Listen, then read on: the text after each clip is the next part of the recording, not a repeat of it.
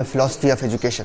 इसके पहले 50 सवाल करेंगे और रोज़ाना की बुनियाद पर इंशाअल्लाह हम उसके 50 सवालात को जो है वो बड़े स्किलफुली, बड़ी ब्रीफली और बड़े बेहतरीन अंदाज में उनको समझने की कोशिश करेंगे। सो फिलॉसफी ऑफ एजुकेशन में आज हम पहले सवाल को पढ़ने लगे हैं।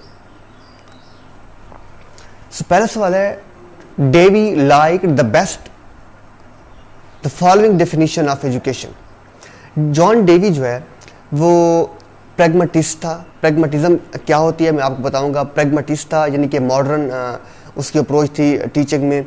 वो एक्शन या रीडिंग बाय डूइंग पर बिलीव करता था, एक्सपीरियंस पर, डेमोक्रेसी पर, प्रोग्रेसिविज्म पर बिलीव करता था। तो ये सारी चीज़ें जो है वो प्रैग्मेटिज्म या डेवी के साथ जो है जुड़ी होती हैं कि वो डेमोक्रेटिक होते हैं, एक्शन या लर्निंग बाय डूइंग पे बिलीव करते हैं।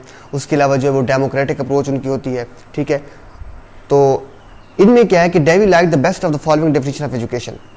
तो उसकी एक मशहूर जो डेफिनेशन है, आल दो यहाँ पे जवाबात हल हैं लेकिन हम इनको थोड़ा सा एलेबोरेट करने की कोशिश करेंगे जहाँ जहाँ जरूरत पड़ी। So preparation of life, product, reconstruction of experience and acquisition of knowledge. So इसमें जो है सी जवाब दुरुस्त है, रिकंस्ट्रक्शन ऑफ एक्सपीरियंस, तजर्बात से किसी चीज़ को सीखना। क्योंकि वो प्रैग्मेटिस्ट था, वो प्रैग्मेटिस्ट वो होते हैं जो एक्शन पर, अमल पर, एक्सपीरियंस पर यकीन रखते हैं। तो वो ये यकीन रखता था कि हमारी जो लर्निंग की रिकंस्ट्रक्शन है उसकी बेस जो है एक्सपीरियंसेस पर होनी चाहिए। सो रिकंस्ट्रक्शन ऑफ एक्सपीरियंस जो है पहले सवाल का जवाब है। सवाल नंबर 2 है, education is derived from Latin word. Latin word एजुसेयर से निकला हुआ है। याद रखना है कि एजुकेशन का लफ्ज़ एक लैटिन लफ्ज़ जो है एजुसेयर से निकला हुआ है। तीसरा सवाल है, एजुकेशन एजुसेयर मीन्स टू ब्रिंग आउट, यानी कि जो आपके अंदर है उसको बाहर लाना। ठीक है, सो एजुसेयर मीन्स जो कि एक लैटिन वर्ड है उसका मतलब क्या है जी, टू ब्रिंग आउट। सवाल नंबर 4 है, speculative philosophy deals with. Philosophy के जो है वो 3 स्टाइल्स होते हैं, स्पेकुलेटिव, प्रिस्क्रिप्टिव और एनालिटिकल। जो स्पेकुलेटिव फिलॉसफी होती है उसका काम होता है थ्योरी की डेवलपमेंट के साथ। सो स्पेकुलेटिव फिलॉसफी का वो हिस्सा होता है जहाँ पे थ्योरी की डेवलपमेंट की जाती है। अभी और कुछ काम नहीं किया जाता बल्कि वहाँ पर थ्योरी को पैदा यानी कि बनाया जाता है, उसको डेवलप किया जाता है। सो फिलॉसफी का वो पार्ट जहाँ पे थ्योरी डेवलपमेंट होती है उसका ताल्लुक स्पेकुलेटिव फिलॉसफी के साथ होता है। दूसरा हिस्सा होता है प्रिस्क्रिप्टिव फिलॉसफी डील्स विद। ये उसका दूसरा हिस्सा होता है। Prescriptive philosophy deals with right और रॉन्ग, कि उसकी खूबी, खामी या अच्छे या बुरे होने का फैसला जो है वो जो एस्पेक्ट करता है वो फिलॉसफी का एस्पेक्ट कहलाता है प्रिस्क्रिप्टिव फिलॉसफी। और इसका तीसरा जो स्टाइल होता है that is called analytical philosophy. इसको आप SPA के नाम से भी याद रख सकते हैं, speculative, prescriptive and analytical philosophy. बहरहाल analytical philosophy deals with, analytic का लफ्ज़ जैसे बता रहा है एनालिसिस, असेसमेंट। ठीक है, तो analytical philosophy deals with the assessment. So developing theory का काम जहाँ पे जो एज है उसका वो काम स्पेकुलेटिव का होता है। राइट एंड रॉन्ग जो होता है, राइट एंड रॉन्ग का जो फैसला है वो हमारा जो प्रिस्क्रिप्टिव फिलॉसफी करती है, जबकि एनालिटिकल फिलॉसफी जो है वो असेसमेंट का काम करती है। So these were 6 questions. Now we are moving towards the 7th question. हाँ जी, 7वां सवाल है, axiology is the philosophy that deals with. Philosophy के अक़साम में एक किस्म है एक्सियोलॉजी। सो एक्सियोलॉजी वो फिलॉसफी की किस्म होती है जो वैल्यूज़ को स्टडी करती है, एक नॉलेज को स्टडी करती है। आगे हम पढ़ते हैं कि नॉलेज को कौन सी स्टडी करती है, रियलिटी को कौन सी स्टडी करती है, सारे अलग अलग एरियाज़ को स्टडी करते हैं, लेकिन वैल्यूज़ को जो स्टडी करती है that is called axiology. Epistemology is the philosophy that deals with knowledge. तो एपिस्टेमोलॉजी जो है वो नॉलेज को स्टडी करती है, यानी कि खुद इल्म का इहाता करती है, इल्म को स्टडी करती है, दैट इज़ कॉल्ड एपिस्टेमोलॉजी। उसके बाद है 9वां सवाल, ontology. Ontology is the philosophy that deals with the reality. यहाँ पे 9 सवाल जो है उसकी B जूज़ दुरुस्त है, C जूज़ गलत टिक लगी हुई है, क्योंकि एक्सियोलॉजी जो है वो वैल्यूज़ को स्टडी करती है, जबकि ओंटोलॉजी जो है वो रियलिटी रियलिटी को जो है स्टडी करती है, और इसी ऑन्टोलॉजी का दूसरा नाम मेटाफिजिक्स भी होता है।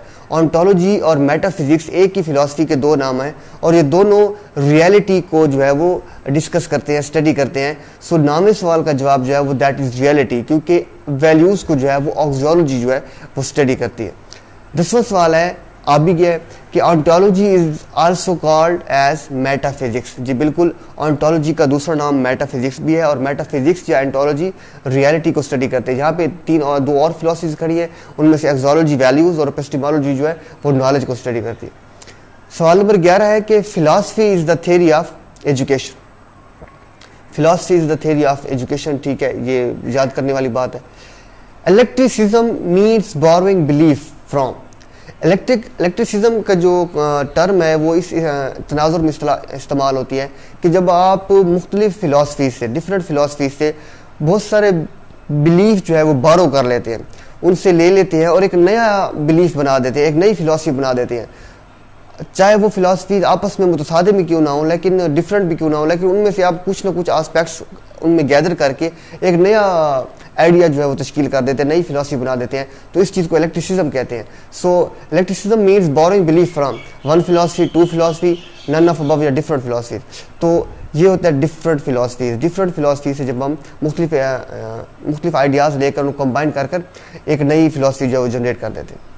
सवाल नंबर 12 है, Aristotle disagreed from Plato with respect to believe that. देखिए एरिस्टोटल और प्लेटो, एरिस्टोटल प्लेटो के शागिर्द थे। प्लेटो उस्ताद था और वो आइडियलिस्ट था, आइडियलिज्म पे बिलीव करता था, जबकि एरिस्टोटल प्लेटो का जो है वो शागिर्द था और वो रियलिस्ट था, रियलिज्म पे बिलीव करता था। आइडियलिज्म क्या होती है और रियलिज्म क्या होती है, मैं आपको चलो यहीं पे बताता चलूँ। आइडियलिज्म का मतलब ये होता है कि प्लेटो ये इस बात पर जोर देता है कि जो हमारे जहन में आइडियाज़ हैं दे आर मोर इम्पोर्टेंट। हमारी अब देखिए आइडियाज़ जो कि मोर इम्पोर्टेंट हैं, तो माइंड का काम क्या होता है, आइडिया डेवलप करना, थिंक करना, थॉट करना, इमेजिन करना। तो इस किस्म के जहाँ पे भी लफ्ज़ आ जाएंगे उसका तल्लुक जाएगा प्लेटो की तरफ, और प्लेटो ने आइडियलिज्म की फिलॉसफी दी थी। जबकि एरिस्टोटल जो था वो रियलिज्म का मतलब ये होता है वो चीज़ें जो दुनिया में हकीकतन मौजूद है, जिनको हम देख सकते हैं, एक्सपीरियंस कर सकते हैं, उनकी फिजिकल एग्जिस्टेंस है। तो वो चीज़ें जब आएगी तो उनके जो है रुझान हो जाएगा क्या नाम है रियलिज्म की तरफ। तो रियलिज्म की जो फिलॉसफी वो एरिस्टोटल ने दी थी। तो कुछ की वर्ड्स होंगे जो आपको इन चीज़ों का इशारा देंगे। So Aristotle disagreed from Plato with respect to believe that ideas are real. हाँ, इस बुनियाद पर जो सीजूज है वो उसने इस बात पर डिसएग्री किया था कि एरिस्टोटल ने इस बात पर डिसएग्री किया था कि आइडियाज आर रियल। वो ये नहीं समझता था आइडियाज आर रियल, वो रियलिटी को ही रियल समझता था, वो चीज़ें जो दुनिया में एग्जिस्ट करती है उनको ही रियल समझता था। तो एरिस्टोटल ने इस बुनियाद पर अपने उस्ताद से प्लेटो से डिसएग्री किया था कि आइडियाज आर रियल, ऐसी बात नहीं है अकॉर्डिंग टू एरिस्टोटल। सवाल नंबर 14 है कि Aristotle's teaching became the philosophical foundations of soft naturalism. ठीक है, नेचुरलिज्म जो है Aristotle's teaching became the philosophical foundations of realism. Aristotle अभी मैंने बात किया कि उसने रियलिज्म की फिलॉसफी दी थी। नेचुरलिज्म का जो बानी था दैट वाज रोसो। ठीक है, तो यहाँ पे आएगा रियलिज्म। उसके बाद हम चलते हैं सवाल नंबर 15 की तरफ। सवाल नंबर 15 आ गया कि metaphysics deals with the nature of. अब तीसरी बार ये सवाल आ रहा है। मैंने आपको पहले बताया कि मेटाफिजिक्स जो है इसका दूसरा नाम ऑन्टोलॉजी भी है, और ये दोनों रियलिटी को स्टडी करती है। जबकि पीछे सवाल नंबर गालिबन 9 था, उसका जो है वो सवाल का जवाब गलत टिक किया हुआ था। सवाल नंबर 16 है, essentialist get their aim of education from. Essentialism एक और फिलॉसफी है, वो कहते हैं कि essentialist get their aim of education from. Essentialist जो लोग हैं, जो उसके बिलीवर हैं, जो मानने वाले हैं, वो एजुकेशन के एम कहाँ से लेते हैं। अब देखिए एसेंशियलिज्म है क्या। एसेंशियलिज्म का जब भी लफ्ज़ आएगा 2-3 की लफ्ज़ उसकी स्टेम में लाजमी इस्तेमाल होंगे। बैक टू बेसिक्स, ट्रेडिशन या कल्चर। जब भी ये तीनों लफ्ज़ इस्तेमाल हों, बैक टू बेसिक्स, ट्रेडिशन या कल्चर। क्यों? क्योंकि एसेंशियलिस्ट ये बिलीव रखते थे कि जो उस मुआशरे में लवाजमात हैं, ज़रूरी चीज़ें हैं, उस सोसाइटी का हिस्सा हैं, उस मुआशरे का, कल्चर का, उन्हीं को ही टीच कराया जाए और एजुकेशन का हिस्सा बनाया जाए, क्योंकि वो एसेंशियल हैं, वो ज़रूरी है। क्योंकि उस फ़र्द को उस मुआशरे में रहना है और उस इल्म से माला माल होना उस मुआशरे के फ़र्द के लिए बहुत ज़रूरी है। सो एसेंशियल इसका जब भी लफ्ज़ आए, उसकी टर्म आए, तो ये 3 लफ्ज़ में से एक लफ्ज़ लाजमी आएगा, बैक टू बेसिक्स का, कल्चर का या फिर ट्रेडिशन का।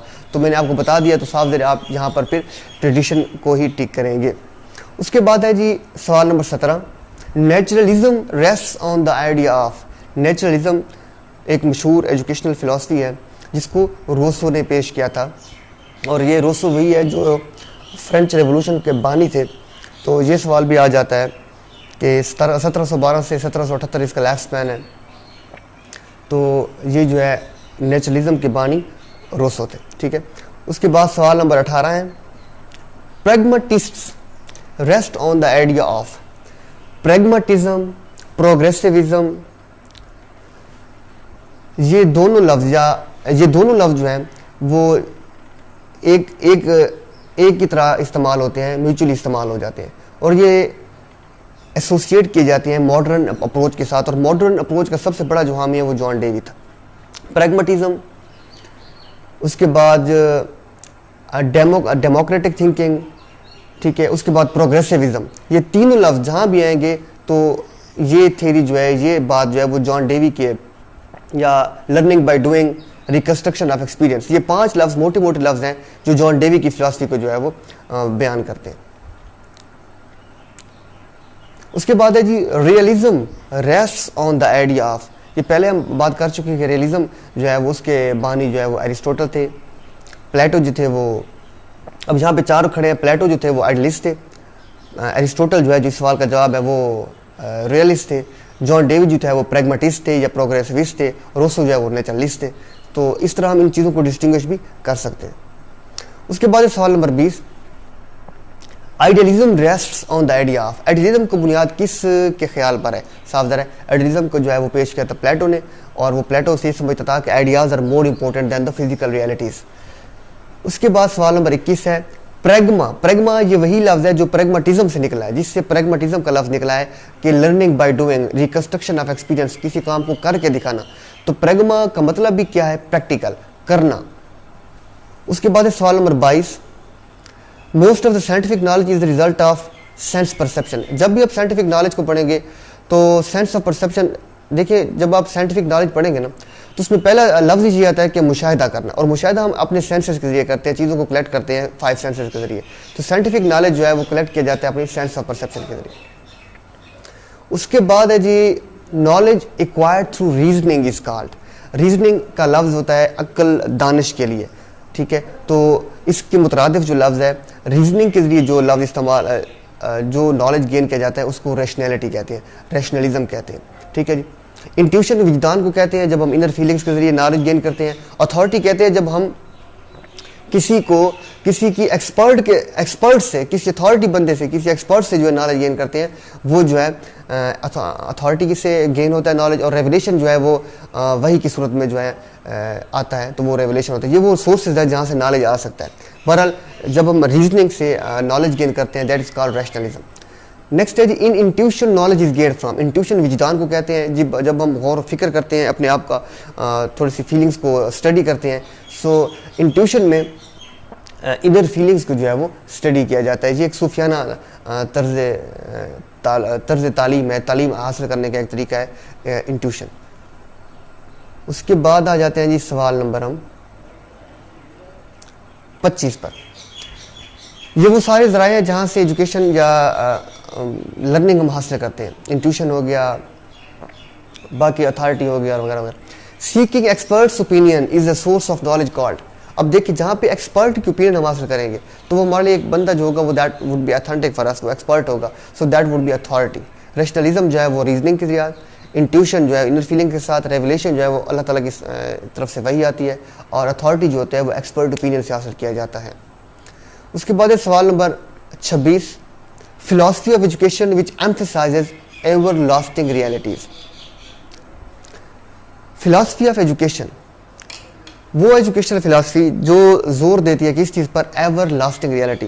2 लफ्ज़, जब भी old values ever lasting reality, ठीक है, ये दो लफ्ज़ आ जाते हैं तो वो फिलॉसफी ऑफ एजुकेशन पेरिनियलिज्म कहलाती है, क्योंकि पेरिनियलिज्म वो फिलॉसफी है जिसमें उन चीज़ों को स्टडी किया जाता है जो बहुत ज़्यादा अहम और बहुत ज़्यादा पुरानी थी, क्योंकि पेरिनियलिस्ट जो है वो ये बिलीव करते हैं कि जो सुपर किस्म का नॉलेज है वो बहुत माजी बईद में लिखा जा चुका है, तो बजाय हम नए तजर्बात करने के उन पिछले पुराने लिखे हुए इल्म को ही पढ़ लें तो हमारे जीने और रहने के लिए काफ़ी होगा, तो हमें ज़्यादा नए तजर्बात और एक्सपीरियंसेस करने की ज़रूरत नहीं है, बल्कि हम क्या करें, उन पहले से ही लिखे लिखा है जो पहले से ही जिन पर तजर्बात हो चुके हैं उन्हीं को ही अपना कर उन्हीं के मुताबिक जो वो ज़िंदगी गुजारें। सो वो ये समझते हैं कि जो ओल्ड बुक्स हैं वो हमेशा के लिए यूनिवर्सल हैं और वो हर जगह पर हमेशा हमेशा के लिए, यानी कि वो एवर लास्टिंग रियलिटी, तो उन पर जो है हम उनको सीख कर हम अपनी बेहतर ज़िंदगी गुजार सकते हैं। तो हमें ज़्यादा नए तजर्बात जो है वो नहीं कर, ये हम यूँ कह सकते हैं कि पेरिनियलिज्म और प्रैग्मेटिज्म या प्रोग्रेसिविज्म ये दोनों एक दूसरे के जो समझे उलट। एसेंशियलिज्म की मैं आपको बात कर चुका हूँ। एसेंशियलिज्म जो होती है फिलासफी वो बैक टू बेसिक्स ट्रेडिशन या वैल्यूज़ की बैक टू बेसिक्स या ट्रेडिशन की बात करती है या कल्चर की बात करती है। उसके बाद सी जो है प्रोग्रेसिविज्म जो है वो ये वही प्रोग्रेसिविज्म है जिसको हम प्रैग्मेटिज्म भी कह सकते हैं, जॉन डेवी के अप्रोच भी कह सकते हैं।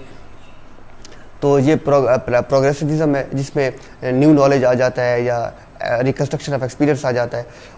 उसके बाद है रिकन्स्ट्रक्शनिज्म। रिकन्स्ट्रक्शनिज्म एक और फिलासफी है, ये इज्म वाली सारी फिलासफीज होती है जिसमें सोशल रिफॉर्म्स पर और रेवोल्यूशन पर बात की जाती है कि मुआशरे में बहुत सारी खराबियां हैं, बहुत सारी बीमारियां हैं, बहुत सारे नकाइस हैं, उनको ऐसा निसाब तैयार किया जाए जो स्टूडेंट्स को ऐसे प्रिपेयर करे कि वो इन इल्स से जो है वो फाइट कर सकें और एक इनकलाब बर्पा कर दें और सोसाइटी की खामियों को, इल्स को दूर कर दें और पूरी सोसाइटी में एक इनकलाब बर्पा कर दो, रिफॉर्म्स लें। तो रिफॉर्म्स और रेवोल्यूशन का जहाँ पे तल्लुक आएगा वो रिकन्स्ट्रक्शनिज्म होती है। सो एवर लास्टिंग रियलिटीज़ या ओल्ड वैल्यूज़ या ओल्ड नॉलेज जो है वो खासा होता है पेरिनियलिज्म की फिलॉसफी का। सो नेक्स्ट 27 पे चलते हैं। Philosophy of education which focus on the useful culture and skills. बात फिर आ गई यूजफुल कल्चर और स्किल। जब मैंने आपको बताया useful culture back to basics और ट्रेडिशन, जब भी ये लफ्ज़ आते हैं मैंने आपसे पहले गुजारिश कर चुका हूँ हम एसेंशियलिज्म को टारगेट करेंगे, क्योंकि एसेंशियलिज्म जो है वो एसेंशियल, ज़रूरी, यूजफुल, ठीक है। तो वो चीज़ें जो कल्चर में, सोसाइटी में, ट्रेडिशन में यूज़फुल हैं वो हमारे लिए एसेंशियल हैं टू लर्न, ठीक है। सो एसेंशियलिज्म इसको करेंगे हम दोबारा। बाकी तीनों जो हैं हम उसको थोड़ी बहुत बहस कर चुके हैं। Life is a continuous changing process is the base of educational philosophy. Change का ताल्लुक प्रोग्रेसिविज्म के साथ है। प्रोग्रेस का मतलब भी क्या होता है, अपनी एक पोजीशन को छोड़कर दूसरी में चले जाना, बदल लेना, ठीक है। अब मैं आपको पहले गुजारिश कर चुका हूँ कि प्रोग्रेसिविज्म, चेंज, डेमोक्रेसी या प्रैग्मेटिज्म, ये चारों चीज़ें एक ही चीज़ के रद्द बदल में इस्तेमाल होती हैं और ये चारों चीज़ें जॉन डेवी की फिलॉसफी का हिस्सा हैं, ठीक है जी। Life is a continuous changing process is the base of education philosophy. So ये प्रोग्रेसिविज्म की जो है ना अप्रोच है, यानी कि जॉन डेवी लोगों की उसकी स्कूल ऑफ थॉट की अप्रोच है कि life is a continuous changing process और वो ही बेस ऑफ एजुकेशनल फिलॉसफी है। उसके बाद है 29, reforms are necessary in the walks of life is focused on. ये कौन सी फिलॉसफी है जो रिफॉर्म्स पर बात करती है? अब देखें इसको थोड़ा सा फिर दोबारा पढ़ लेते हैं। Perennialism old values, old books, तो ये तो नहीं हो सकती। Essentialism basics, back to basics, useful culture and skills and tradition, तो इसमें ऐसी बात भी नहीं है। प्रोग्रेसिव डेमोक्रेसी और चेंज पे बिलीव करती है जबकि रिफॉर्म्स पे बिलीव नहीं करती। जबकि जो रिकन्स्ट्रक्शनिज्म है, मैं पहले भी इस पे बात कर चुका हूँ कि रिकन्स्ट्रक्शनिज्म जो है वो रिफॉर्म्स पे और रेवोल्यूशन पे बात करती है कि जो मुआशरे में नकाइस हैं उनको दूर कर जाए। तो रिफॉर्म्स आर नेसेसरी, तो रिफॉर्म्स पर जो फिलॉसफी जोर देती है दैट इज रिकन्स्ट्रक्शनिज्म। उसके बाद है जी 30, philosophy of education which makes a man responsible for his actions and experiences is called. Education की वो फिलॉसफी जो आदमी को अपने किए करते की, जो उसने किया करता है धरता है जो भी है, उसको अपने अमल का जिम्मेदार बना देती है, उस पर फोकस करती है कि वो अपने अमल का जिम्मेदार भी खुद होगा। वो कौन सी फिलॉसफी है? इसका जवाब मैं पहले बता ही देता हूँ, आपको नज़र आ रहा है एग्जिस्टेंशियलिज्म है। अब एग्जिस्टेंशियलिज्म है क्या? एग्जिस्टेंशियलिज्म की फिलॉसफी है, देखिए एग्जिस्टेंशियलिज्म में लफ्ज़ है एग्जिस्ट। अब एग्जिस्ट का मतलब क्या है? Man exists in the world. दो मुख्तसर लफ्ज़ों में अगर इसको मैं बंद करूँ तो वो यूँ बनेगा कि एग्जिस्टेंशियलिज्म फिलॉसफी ये कहती है कि इंसान जो कि दुनिया में एग्जिस्ट करता है, सो उसके पास चॉइस है, उसके पास एक फ्री विल है, उसके पास इख्तियार है रास्ता चुनने का। तो वो आज़ाद है अपने रास्ते को अख्तियार करने में अपनी फ्री विल के तहत, कि वो जो रास्ता भी इख्तियार करेगा वो उसकी मर्ज़ी है, उसका फ्री विल है, क्योंकि वो एग्जिस्ट करता है, उसका ये हक बनता है। तो चूँकि वो अपना रास्ता खुद चूज़ करेगा तो ये उसकी मर्ज़ी है, तो फिर वो अपने अमल का, अपने एक्शन का, अपने एक्सपीरियंस का रिस्पॉन्सिबल भी होगा, क्योंकि ये उसकी चॉइस थी। तो इंसान अपने अमल का रिस्पॉन्सिबल भी हो जाएगा जब अपनी फ्री विल को वो एग्जीक्यूट करेगा। ठीक है, तो एग्जिस्टेंशियलिज्म फ्री विल भी देती है रास्ता चूज करने के लिए, लेकिन साथ साथ आपको अपने अमल के लिए जो है वो मुहासबे के लिए भी तैयार रखती है, आपको रिस्पॉन्सिबल भी बनाती है। सो एग्जिस्टेंशियलिज्म जो है वो makes you responsible for your actions and experiences. So this is existentialism. So मेरे ख्याल में हम आसानी से बाकी तीनों फिलासफीज में डिफरेंशिएट कर सकते हैं कि एसेंशियलिज्म, फिर back to basics, traditions and cultures, perennialism, फिर ओल्ड वैल्यूज आ गई, और प्रोग्रेसिविज्म जो है वो प्रैग्मेटिज्म या डेमोक्रेसी और चेंज पर बात करती है। तो यहाँ पर जो है वो एग्जिस्टेंशियलिज्म दुरुस्त है। हाँ, 31 study of great books is the core of. अब ग्रेट बुक्स का मतलब ये नहीं है कि हम जिस सेंचुरी में रह रहे हैं उस सेंचुरी की मशहूर किताबें, बड़ी बड़ी अच्छी अच्छी लिखा रही हुई किताबें ना, बल्कि वो किताबें जो शुरू में सिविलाइजेशन के शुरू के अदवार में लिखी जा चुकी हैं, और जिनको अगर हम पढ़ लें तो उन्हीं की बुनियाद पर हम आने वाली ज़िंदगी गुजार सकते हैं, हमें नए तजर्बात की ज़रूरत नहीं है। तो ये ग्रेट बुक्स से मुराद है ओल्ड बुक्स। अब ओल्ड बुक्स, ओल्ड वैल्यूज़, जिनको एवरलास्टिंग वो समझते हैं इस अप्रोच के मालिक, तो वो फिलॉसफी जो है वो पेरिनियलिज्म ही कहलाती है, कि वो पेरिनियलिस्ट समझते हैं कि great books had been written, वो लिखी जा चुकी हैं, तो हमें नए तजर्बात नहीं करने चाहिए, वही एवरलास्टिंग है, तो उन्हीं पर हमें ज़िंदगी गुजारनी चाहिए। तो ओल्ड बुक्स जो है वो पेरिनियलिस्ट जो हैं वो इस बात पर बिलीव रखते हैं। तो स्टडी ऑफ ग्रेट बुक्स जो है वो पेरिनियलिज्म होती है। 32 है जी, which one is not among major exponent of perennialism? कौन जो है वो पेरिनियलिज्म का मेजर एक्सपोनेंट नहीं है? मैं आपसे पहले गुजारिश कर चुका हूँ, पेरिनियलिज्म ओल्ड वैल्यूज़, पुरानी किताबें, ओल्ड बुक्स और एवरलास्टिंग रियलिटी पे बात करती है। अब जॉन डेवी जो है वो उसके बिल्कुल उलट है, यानी कि इसका जो है 180 डिग्री का फ़र्क है। जॉन डेवी प्रैग्मेटिस्ट था, लर्निंग पे, न्यू वेज ऑफ लर्निंग पे, लर्निंग बाय डूइंग पे, एक्सपीरियंसेस के रिकंस्ट्रक्शन पे, टेक्नोलॉजी के यूज़ पर बिलीव रखता था। तो बाकी सब जो है वो पेरिनियलिज्म के हामी हैं, बेंटॉक, एडलर और हिचन्स, जबकि जॉन डेवी जो है वो प्रैग्मेटिस्ट थे, प्रोग्रेसिविस्ट थे, डेमोक्रेटिक थे, चेंज पे बिलीव रखते थे, लर्निंग बाय डूइंग पर, एक्सपीरियंस की रिकंस्ट्रक्शन पर बिलीव रखते थे। तो वो बिल्कुल भी पेरिनियलिज्म के साथ उनके कोई भी आपस में बनती नहीं है। So he was against perennialism. So which one is not among the major exponent of perennialism? तो जॉन डेवी पेरिनियलिज्म के हामी नहीं थे, बाकी सारे थे।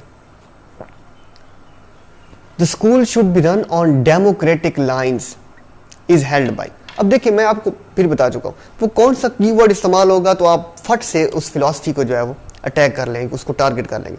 अब देखिए, जब भी डेमोक्रेटिक का लफ्ज़ इस्तेमाल होगा, अगर आप मेरी पिछली सारी वो सुन चुके हैं, तो आप ऑटोमेटिकली प्रोग्रेसिविज्म पे जो है वो अटैक करेंगे। क्यों? क्योंकि हम बहस कर चुके हैं कि प्रोग्रेसिविज्म जो है या प्रोग्रेसिविस्ट हैं या प्रैग्मेटिस्ट का लफ्ज़ भी यहाँ पे इस्तेमाल हो सकता है। तो वो इस चीज़ पे बिलीव रखते हैं, डेमोक्रेसी और चेंज पे बिलीव रखते हैं। तो बाकी पेरिनियलिज्म, एसेंशियलिज्म और रिकंस्ट्रक्टिविज्म के एरियाज थोड़े डिफरेंट है। So the school should be run on democratic lines. तो डेमोक्रेसी का लफ्ज आ गया, डेमोक्रेटिक लाइन्स कौन फॉलो करेगा? प्रोग्रेसिविज्म की फिलॉसफी जो है वो इस स्टेटमेंट को जो है सपोर्ट करेगी। सवाल नंबर 34 है, the knowledge that is related to values. शुरू में हम बात कर चुके हैं, वैल्यूज को एक्सोलॉजी डील करती है। What is the most important element for non formal education? अच्छा, दो तरह की वैसे 3 तरह की एजुकेशन होती है, 4 तरह की भी कह सकते हैं, formal, informal, non formal and distant education भी होती है। बहरहाल यहाँ पे इतनी बात करते हैं जो यहाँ पर मौजूद है। What is the most important element of the non formal education? Non formal education वो होती है जिसमें डेलिब्रेट एफर्ट नहीं होती, जिसमें बाकायदा तौर पर एक निसाब नहीं होता, एक बिल्डिंग नहीं होती, उसका असेसमेंट सिस्टम नहीं होता, उसका प्रॉपर सेटअप नहीं होता।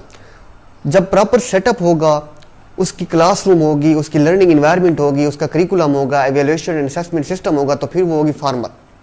उसके फिर सारे लवाजमात और अनासर भी होंगे। लेकिन वो जिसमें हम लर्निंग तो कर रहे होते हैं लेकिन उसमें इतनी पाबंदियां नहीं होती, उतनी असेसमेंट नहीं होती, या उसके इतने लवाजमात नहीं होते। अब टीचर एक फॉर्मल किस्म का एक यानी कि एक ओहदा है पढ़ाने के लिए। स्टूडेंट भी एक फॉर्मल लर्निंग का जो है वो इन्वायरमेंट, उसमें उसको एक स्टूडेंट के लिए एक खास इन्वायरमेंट चाहिए। स्कूल पे एक इन्वायरमेंट का ही नाम है, जबकि मीडिया जो है that is non formal education. So यहाँ पे मीडिया आएगा, बाकी जो है वो फॉर्मल एजुकेशन के एलिमेंट्स हैं। 36 सवाल है जी। John Paul, Sartre, Heidegger, Kierkegaard are associated with. ये वो सारे लफ्ज है जो आपको याद करने पड़ेंगे। ये सारे जो है एग्जिस्टेंशलिस्ट थे और एक्सिस्टेंशलिज्म की फिलॉसफी बिलीव करते थे। मतलब एग्जिस्टेंशलिज्म का क्या था? मतलब ये था कि because we exist we have the free will, we are because of the free will we have the choice to choose our course of action, and because we choose our course of action so we are responsible for our action as well. So this is existentialism. 37 पे बात करते हैं। Change in behaviour through experience is called. हाँ, learning होती क्या है? Learning की बड़ी बेहतरीन डेफिनेशन, सबसे स्मार्ट किस्म की डेफिनेशन यही है कि change in behaviour through experience is called learning. Development और चीज़ होती है, ग्रोथ और चीज़ होती है, मैच्योरिटी और चीज़ होती है। मिसाल के तौर पर डेवलपमेंट क्या होती है? डेवलपमेंट एक कॉग्निटिव या यूं कह लें एक नज़र ना आने वाली इंसान की बढ़ोतरी, जिसमें इंसान की फ़िक्र व दानिश की नशोनुमा होती है। ग्रोथ जो है इंसान की फिजिकल नशोनुमा होती है। मैच्योरिटी जो है वो एक ख़ास लेवल ऑफ स्टेज है जब फिजिकली और इमोशनली आप एक स्टेज को हासिल कर लेते हैं, ठीक है, तो वो एक मैच्योरिटी होती है। जबकि लर्निंग क्या होती है? Change in behaviour through experience, that is called learning. 38 पे the term pragmatism is also sometime called. Bill बात आ गई। प्रैग्मेटिज्म को हम प्रोग्रेसिविज्म भी कहते हैं। ये किसने दी थी? डेवी ने दी थी। Learning by doing, reconstruction experiences वगैरह वगैरह, ये अल्टरनेटिवली इस्तेमाल होते रहते हैं। उसके बाद the word pragmatism is derived from the word pragma which means, pragmatism का लफ्ज प्रैग्मा से निकला है। प्रैग्मा का मतलब है ये एक्शन, वो बिलीव एक्शन पे करते हैं। उन्होंने इसलिए लफ्ज की टर्म ही ऐसी बनाई है जो उनके थियरी को एक्सप्रेस कर सके। So action, because they believe in learning by doing, learning by action. उसके बाद है जी सवाल number 40। Education can be defined as best as. हाँ जी, सबसे बेस्ट एजुकेशन की डेफिनेशन क्या है? Preparation for life, acquiring knowledge, learning and growth resulting for experience. Education होती वही है जहाँ हमें, देखिए एजुकेशन क्या होती है? जब हमारा टीचर जो होता है, जब कोई एजुकेट करने वाला हमें अपने एक्सपीरियंस से शिफ्ट करता है, तो हम उस वक्त एजुकेट हो जाते हैं और उसके रिजल्ट में हम अपने आप को तब्दील करते हैं, ठीक है। तो the growth resulting from experience, that is called education. According to John Dewey, education is learning to do by doing या learning by doing, learning by action. मशहूर उसकी कहावत है जॉन डेवी की। इसके बाद आ रहे हैं हम सवाल नंबर 42 पे, and we are going to the end of this video. The basic source of education objective is, हाँ, सोर्स ऑफ एजुकेशन, एजुकेशन का सोर्स कौन सा है? कहाँ से एजुकेशन आएगी? साफ ज़ाहिर है एजुकेशन हम कहाँ से हासिल करेंगे? जब भी हम कोई न्यू चीज़ एक्सपीरियंस करेंगे तो हमारी लर्निंग में इजाफा होगा, हमारे एक्सपीरियंस में इजाफा होगा।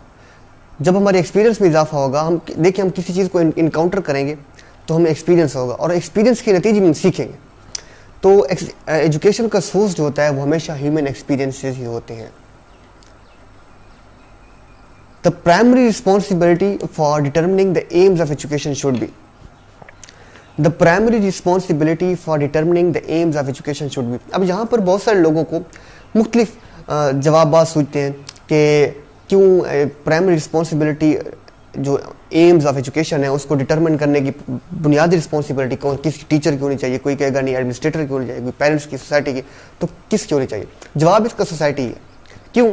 देखिए, हर सोसाइटी की नीड्स डिफरेंट है, उसकी स्किल्स डिफरेंट है, उसका जोग्राफिया डिफरेंट है, उसकी एनवायरनमेंट डिफरेंट है, तो वो उसकी सबसे ज़्यादा उसकी जो फिलॉसफी है डिफरेंट है, उसकी आइडियोलॉजी। मिसाल के तौर पर पाकिस्तानी सोसाइटी खुद डिटरमिन करेगी कि हमारे एम्स ऑफ एजुकेशन क्या है। क्यों? क्योंकि हमारा जोग्राफिया डिफरेंट है, हमें डिफरेंट स्किल्स चाहिए, हमारी इन्वायरमेंट डिफरेंट है, हमारी आइडियोलॉजिकल बेसिस डिफरेंट है, हमारी फिलॉसफी डिफरेंट है। मिसाल के तौर पर हमारी जो है फिलोसॉफिकल अप्रोच में हमारा रिलीजन आ जाता है, हमारी कंट्री की जो बेस है वो एक ख़ास आइडियोलॉजी पे है। तो पूरी सोसाइटी जो है वो डिटरमिन करेगी कि इस सोसाइटी को किस किस्म की एजुकेशन की ज़रूरत है। सो सोसाइटी विल डिटरमिन कि what type of education is needed to the people. So society is the right answer. 44. The objective of any school subject must teacher derived, general in nature, determined by subject matter, are the base of the content and class activities. देखिए, the objectives of any school subject, जो school subject के objectives जो है हम कहाँ से लेंगे? हमें कैसे पता चलेगा कि बच्चों को ये चीज़ पढ़ानी है, ये चीज़ गाइड करनी है, ये चीज़ लर्न करानी है? वो साफ ज़ाहिर है हम उनके सिलेबस में मौजूद कंटेंट से लेंगे कि ये चीज़ उनको, ये एक्सपीरियंस उनमें इम्पार्ट करना है, ये चीज़ उनको टीच करनी है। तो basis for content and class activities, तो ये जवाब जो है वो ठीक होगा। The goal of education should be, education का गोल जो है वो क्या होना चाहिए? Getting certificate? नहीं, बिल्कुल ये एक चीप किस्म का गोल है। मास्टरी ऑफ सब्जेक्ट मैटर ना, मास्टरी ऑफ सब्जेक्ट मैटर का ताल्लुक हमेशा टीचर के साथ होता है, स्टूडेंट के साथ, लर्नर के साथ नहीं होता। उसको मास्टरी चाहिए सब्जेक्ट मैटर में, अब जो चीज़ पढ़ा रहा है उसमें उसको मास्टरी चाहिए। ट्रेनिंग टू मेक लिविंग, रोज़गार हासिल करने के लिए ट्रेनिंग हासिल करना? नहीं, ये सारे बहुत नीचे जाके कहीं ना कहीं हो सकते हैं, लेकिन जो टॉप प्रायोरिटीज़ हैं कंपैरेटिवली वो हम कह सकते हैं acquiring knowledge, skills and habits. Knowledge को, स्किल्स को और हैबिट्स को एक्वायर करना, ये जो है वो सबसे ज़्यादा ब्रॉडर है और ज़्यादा सूटेबल है। 46 है जी, the emphasis in classroom should be on. Classroom के माहौल में ज़्यादा टीचर को किस बात पर जो है वो जोर देना चाहिए? सो पहले सवाल है needs of the whole class. अब कोई ये समझेगा यार सबकी पूरी क्लास की ज़रूरत पर जोर देना चाहिए, कोई सोचेगा the needs of the individual, कोई कहेगा best subject matter, the teaching method. तो जो जिस फिक्र का मालिक होगा उसको बाज़ों का ये लगेगा ये तो सारे जवाब ठीक है, या बाज़ों का हम ये सोचते हैं कि मेरे हिसाब से ये ठीक है, तो हमने अपने हिसाब से नहीं देना, बल्कि चंद फिलोसफीज़ के, स्कूल ऑफ थॉट के हिसाब से या पेडागोजी के हिसाब से, जिसको पेडागोजी दुरुस्त समझते हैं उस हिसाब से दुरुस्त जवाब देना है। सो the emphasis in the classroom should B, देखिए अच्छा टीचर वो होता है जो इनफरादी तौर पर हर बच्चे की ज़रूरियात को समझता है, क्योंकि क्लास में हर बच्चे का लेवल बराबर नहीं होता, मुख्तलिफ होता है, उसके प्रॉब्लम्स मुख्तलिफ होते हैं, उसको समझने के अंदाज, उनको पढ़ाने का तरीका मुख्तलिफ होता है। तो जब तक इंडिविजुअली हमें हर बच्चे का अंदाज़ा नहीं होगा तब तक हम उस पूरी क्लास को जो है वो एजुकेट नहीं कर सकते। सो हमें ज़रूरी है कि हम इंडिविजुअली हर चाइल्ड को, हर लर्नर को उसको जो है वो फोकस करें। So the emphasis in classroom should be on the needs of the individual child. हर किसी को जब साथ लेके चलना है तो अलग अलग उनकी प्रॉब्लम डायग्नोज कर करके उनको पढ़ा के उनको जो है वो साथ लेके जाना है। सो इस तरह जो है emphasis should be on the individual child, क्योंकि डिफरेंसेस होते हैं बच्चों में तो उनको मद्देनजर रखना चाहिए। 47 है जी, what is the foundation out of which comes the objectives of education. Objectives of education जो है वो कहाँ से आते हैं? फिलॉसफी से आते हैं। फिलॉसफी में 4 एरियाज़ हैं जहाँ से ऑब्जेक्टिव्स ऑफ एजुकेशन होते हैं। आइडियोलॉजिकल फिलॉसफी होती है, उसके बाद जो है हिस्टोरिकल होती है, 2 और भी होती हैं, ठीक है। तो ऑब्जेक्टिव जो हमेशा वो फिलॉसफी से जी निकाले जाते हैं। उसके बाद जी हम कर रहे हैं जी 48, what can be thought can not be real is according to. अब जवाब तो आप देख रहे हैं, मैं इसकी स्टेम पे ज़रा आपको गौर की दावत दूंगा। What can not be thought, जो चीज़ सोची नहीं जा सकती, कैन नॉट बी रियल, वो रियल भी नहीं हो सकती। तो कौन है जो थॉट पे जो है वो फोकस कर रहा है कि जो चीज़ थॉट पे नहीं आ सकती वो रियली भी एग्जिस्ट नहीं कर सकती? प्रोग्रेसिविज्म तो और चीज़ है, वो तो डेमोक्रेसी पे, प्रैग्मेटिज्म पे बिलीव करते हैं। नेचुरलिज्म तो नेचर पे बिलीव करते हैं, रूसो ने दी थी। अच्छा, उसके बाद बात गई आइडियलिज्म या एग्जिस्टेंशलिज्म। अब जवाब तो इसका आइडियलिज्म है, ठीक है। देखिए आइडियलिज्म कैसे जवाब है, देखिए मैंने आपसे पहले भी गुजारिश की है कि आइडियलिज्म हमेशा थॉट पर बिलीव करते हैं। आइडियलिज्म की फिलॉसफी प्लेटो ने दी थी और प्लेटो भी यही बिलीव करता था कि idea is more important. Thought, imagination, वो सारे मेंटल प्रोसेस, वो जितने भी लफ्ज़ इस्तेमाल होंगे जिनका ताल्लुक मेंटल प्रोसेस के साथ है, इमेजिनेशन हो गई, थिंकिंग हो गई, थॉट वगैरह वगैरह, इस किस्म के लफ्ज़, तो जो फिलॉसफी, जो स्टेटमेंट इन अल्फाज पर जोर देगी वो साफ ज़रा इशारा करेगी किस पर? आइडियलिज्म पर। So what can not be thought, जहाँ पे थॉट का लफ्ज़ है, जो सोचा नहीं जा सकता तो फिर वो रियल भी नहीं हो सकता। तो सोचने पे फोकस है, और सोचने पे फोकस यानी आइडियाज़ पर फोकस है, थॉट पर, थिंकिंग पर फोकस है, और ये थिंकिंग पर फोकस दिया था प्लेटो ने, और इसकी वजह से उसने ये आइडियलिज्म की फिलॉसफी दी थी। उसके बाद है 49 question, in stating the purpose of education pragmatist would probably stress the needs for। अब देखिए एक की वर्ड प्रैग्मेटिज्म। अब जब प्रैग्मेटिज्म आ गया है तो लाजमी एक्शन का लफ्ज़ इस्तेमाल होना चाहिए, डेमोक्रेसी का लफ्ज़ इस्तेमाल होना चाहिए, लर्निंग बाय डूइंग का लफ्ज़ इस्तेमाल होना चाहिए, एक्सपीरियंस का लफ्ज़ इस्तेमाल होना चाहिए, इस किस्म के कोई न कोई अल्फाज इस्तेमाल होने चाहिए। अब देखिए प्रैग्मेटिज्म क्या करेगा, instruction in the class, experience in democratic social process, instruction in the process of scientific investigation, individual learning experiences।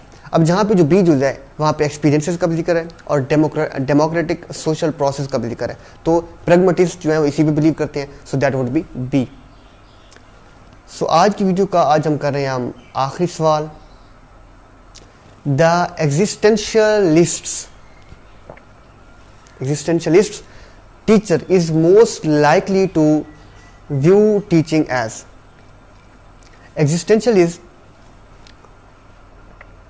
किस तरह टीचिंग को व्यू करेगा? जवाब है a performance that evokes student insights or learning. वो ऐसी टीचिंग कराएगा जो बच्चे को खुद इस चीज़ पर उभारती है, अपने इंसाइट पर, बसीरत पर। यानी कि बसीरत का मतलब क्या होता है? बंदा खुद सोचे और खुद सोचकर खुद फैसला कर सके। अब एग्जिस्टेंशियलिज्म की यही फिलॉसफी है, आप एक आज़ादी रखते हैं, फ्री विल रखते हैं अपना कोर्स ऑफ एक्शन सेलेक्ट करने में।